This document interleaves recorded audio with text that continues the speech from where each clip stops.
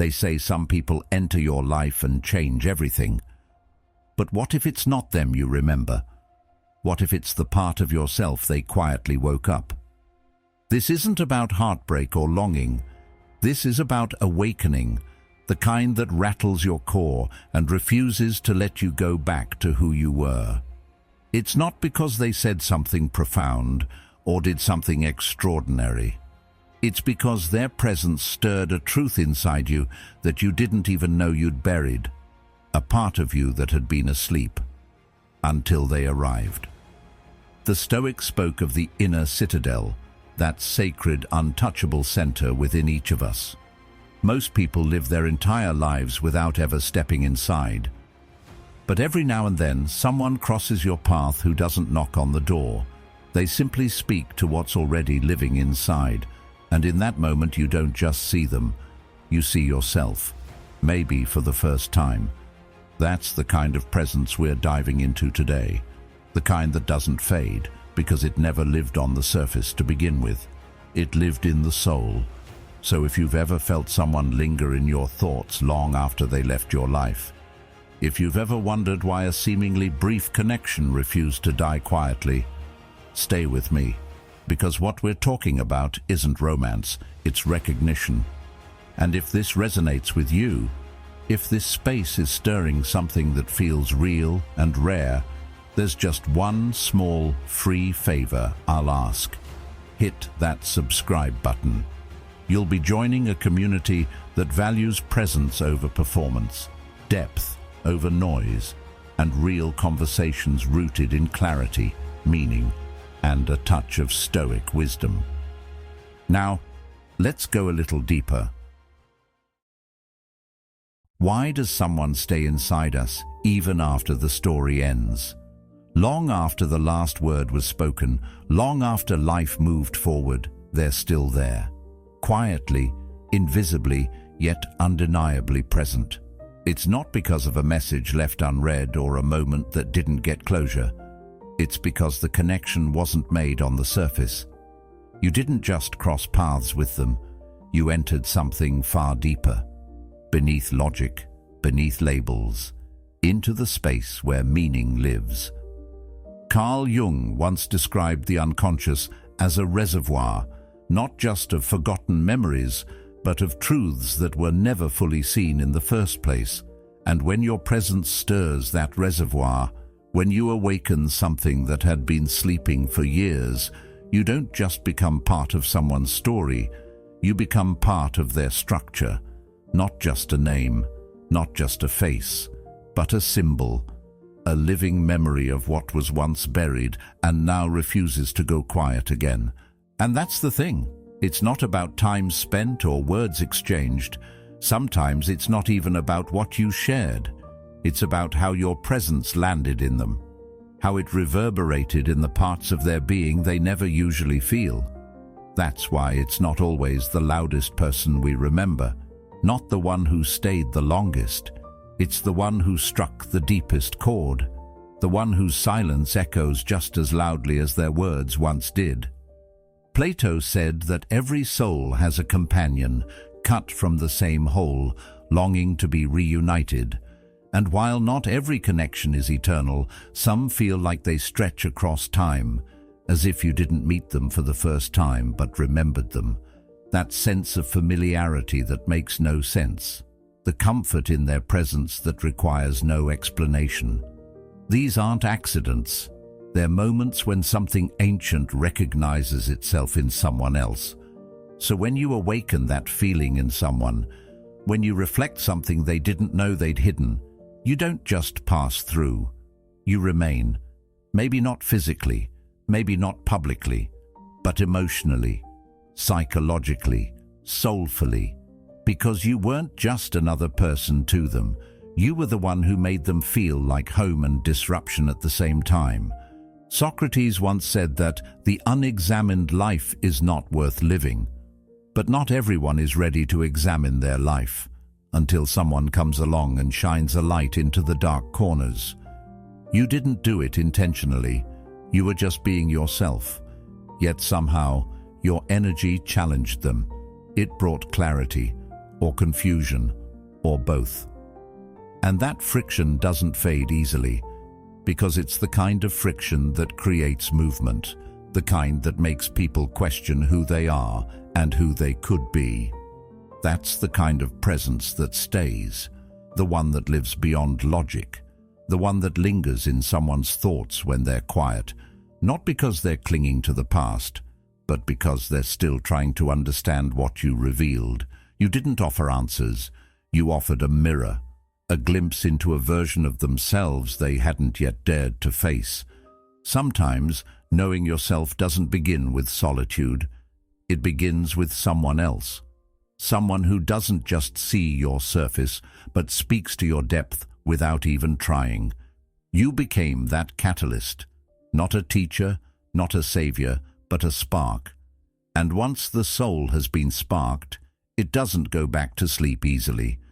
So even when they're gone, even when you've moved on in different directions, that energy doesn't disappear. Because resonance isn't ruled by distance, it's ruled by memory, by meaning, by the quiet unfolding of something much bigger than words. You became part of their unfolding, part of the journey they didn't know they were on until you crossed their path. And maybe they never tell you, maybe they don't even fully understand it themselves, but something shifted, something moved, and in that movement you became unforgettable, not because you tried to be, but because your presence reached a place they hadn't yet explored, and now that place has a name, yours. This type of connection doesn't come gently. It doesn't ask for permission or wait for the right timing. It slips in unnoticed, like a breeze through a half-open window, and then echoes like thunder across the quiet places inside someone's soul. One moment they feel steady, composed, in control. The next, they're unsettled, not by chaos, but by clarity, because something in your presence touched a part of them that wasn't prepared to feel.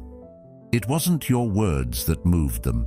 It was what those words carried, the silence between sentences, the way you existed without performing. That's where the shift happened, in the unspoken. The energy they felt in the room with you wasn't loud, but it was undeniable. Something deep stirred. And from that moment, even if everything on the outside looked the same, their inner world had already started to change. You didn't give them ease, you gave them a mirror. And that mirror didn't reflect who they pretended to be, or who they had convinced the world they were. It showed them something raw, something they'd hidden even from themselves, their fragility, their quiet hunger for connection, the ache of being unseen for so long, even in rooms full of people. Carl Jung once wrote, "People will do anything, no matter how absurd, to avoid facing their own soul." And that's why your presence felt so disruptive. You didn't give them something to chase, you gave them something to face. And for someone who's spent their life staying distracted, that kind of presence can feel overwhelming, not because it's harmful, but because it's honest. They may not even realize it right away. The impact of real presence is rarely immediate. It seeps in, like water into dry ground. It sinks beneath the surface. And suddenly the things that used to satisfy them don't. The conversations that used to keep them entertained feel hollow. The roles they once played start to feel like costumes, because now they've seen something else, something deeper, and you were the one who held up the lens. Plato once said that the soul remembers truth. It doesn't learn it, it remembers. That's what your energy did. It reminded them, not of you necessarily, but of a version of themselves they hadn't felt in a long time, the one before the layers, before the performance, before the armor. That memory is what lingers. That feeling is what won't let them rest. You didn't do this through intensity or force. You did it simply by being. And in that being, they were confronted with their own emptiness, not as judgment, but as invitation to slow down, to look in, to reconnect. Aristotle believed that knowing yourself is the beginning of all wisdom, but very few people are brave enough to begin until someone comes along and unknowingly holds up the first piece of the puzzle. That's why your presence stayed. That's why they can't forget, because it wasn't just emotional, it was transformational. And the soul doesn't let go of the things that wake it up. It doesn't care whether it's convenient or logical or easy to explain. It holds on to the people, the moments, the energies that cracked it open, even just a little. You didn't just walk into their life, you walked into their internal world. And you didn't rearrange it with your hands, you shifted it with your essence. Not with noise, but with depth. Not with promises, but with reflection. And once someone sees who they really are in your eyes, it's nearly impossible for them to go back to who they were. Even if they try to forget, even if they pretend it didn't matter. Something changed, and deep down, they know it, because in your presence, they didn't feel like they had to explain themselves. They just were. And that kind of safety, that kind of resonance, it stays, quietly, persistently, because once you've been seen, really seen, it's hard to unfeel it. And once someone has seen themselves through you, it's even harder to forget. They'll try to explain it away, tell themselves it was a passing feeling, something they imagined or misread. They might even say it out loud, with confidence, as if repetition makes it true. But the soul isn't concerned with explanations. It doesn't operate through reason or logic, it operates through recognition. And once something is seen, it can't be unseen. You didn't just enter their life, you entered their awareness. And what you touched wasn't their mind, but something far more sacred and far more sensitive. You didn't complete them. That's the mistake people often make, thinking deep connection is about filling a void. But what really happened is this. You exposed the void. You didn't fix it or heal it. You revealed it. And that's why your presence mattered so much. Because in you, they saw the outline of something they hadn't known they were missing. Not a person, not a relationship, but a piece of themselves. The piece they've avoided, the one they've spent years distracting themselves from. That realization doesn't always bring people closer. Sometimes it pushes them away, because real truth, the kind that doesn't flatter the ego, the kind that invites real change, is terrifying. It's not gentle, it shakes things, and that shaking isn't always welcome, especially for someone who's built a stable life on top of unspoken stories, hidden fears, and well-rehearsed roles. When you arrive and stir that stillness, the initial response isn't always gratitude. Often it's retreat. When someone runs after feeling something deep with you, they're not running from you. They're running from the mirror you held up, from the sudden awareness that they are not as finished, as composed, as whole as they believed themselves to be. You didn't create that gap. You simply revealed it. And that revelation, it lingers. It follows them, not as an obsession, but as a quiet voice that starts speaking in moments they used to enjoy without question. Now even peace feels different. Something's been moved, dislodged. And while they might try to go back to how things were, the soul doesn't operate like a switch that can be turned off. It wants what it felt again, not you necessarily, but the state you awakened, the clarity, the ache, the truth. But knowing yourself isn't always peaceful. Sometimes it begins with crisis, with contradiction, with the sudden presence of someone who disrupts everything you thought you had figured out. That's what you were. Not an answer, a question. And questions that matter are rarely easy to sit with. They may silence you, block you, avoid places where they might run into your name or your voice, or even the thought of you. But avoidance is never healing. It's only postponement, because eventually they will come back to what was stirred. The soul doesn't forget what cracked it open. It doesn't let you pretend it never happened. So if they pulled away, If they vanished, if they made you feel like your depth was too much, it wasn't. It was exactly what their soul needed. But what the soul needs and what the mind is ready for are rarely the same. That's not on you. That's their journey. And maybe one day they'll return, not for closure, not to rewind, but because they finally arrived at the place where they can face what they saw in you, and more importantly, what they saw in themselves because of you. Socrates believed that an unexamined life is not worth living, but examining one's life requires courage. Most aren't ready until something or someone shows up and makes it impossible to avoid. That someone might have been you. And that kind of presence doesn't disappear with distance. It lives on, quietly shaping them from the inside out. In Jungian psychology, the psyche doesn't speak in words. It speaks in symbols, feelings, images, dreams, and patterns that the conscious mind often ignores.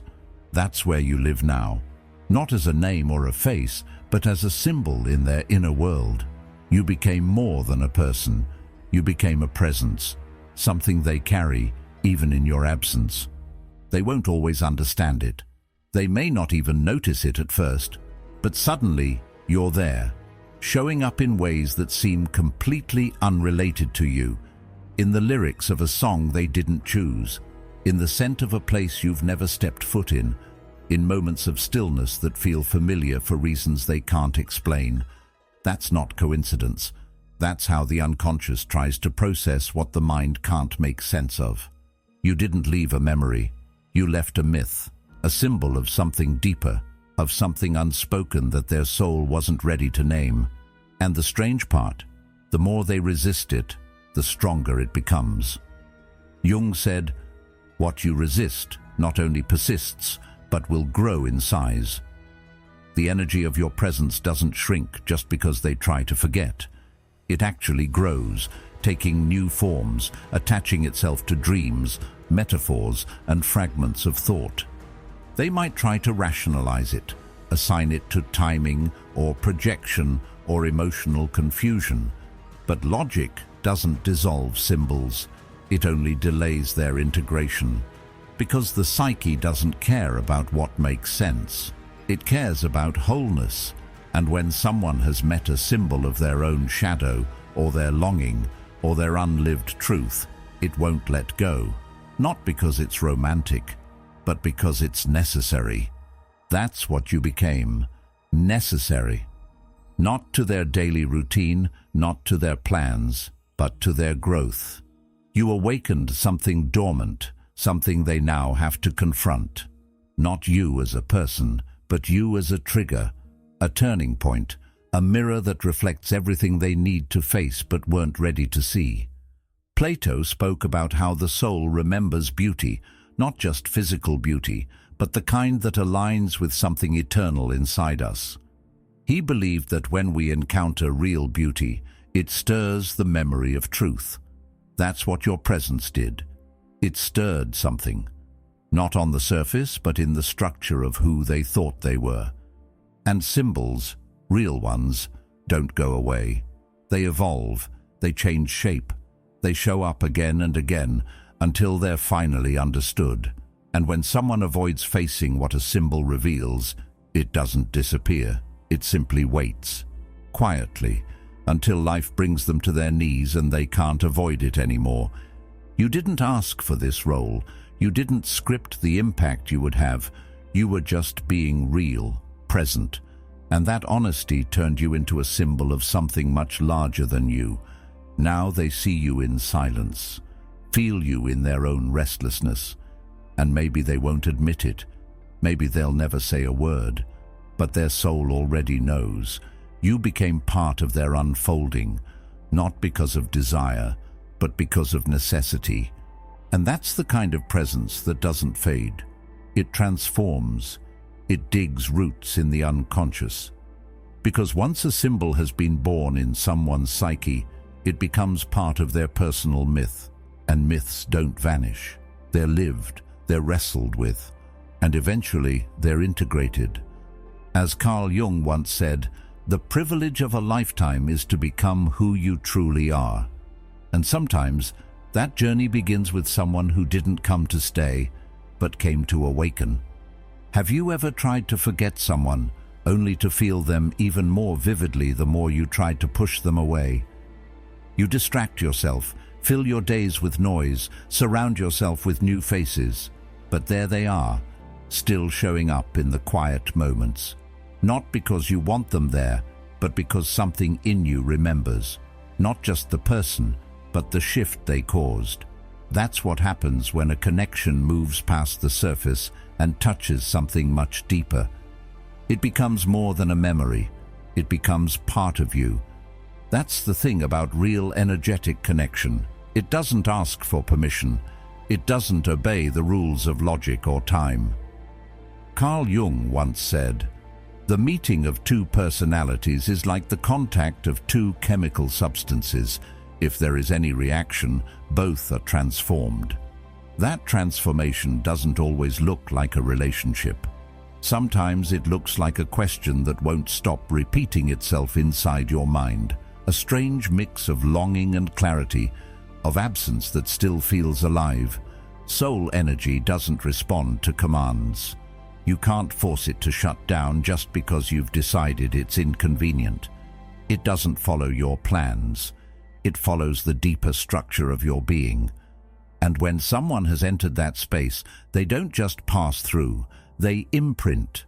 They integrate.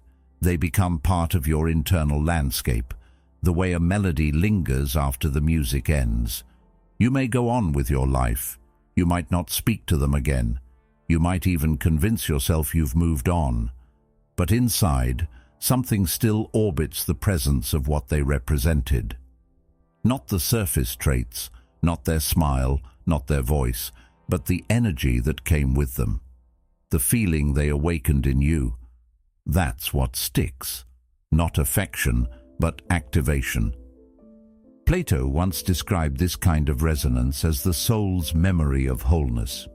He believed that when we recognize something powerful in another person, it's not because we're meeting them for the first time, but because our soul remembers them from somewhere far deeper than this moment.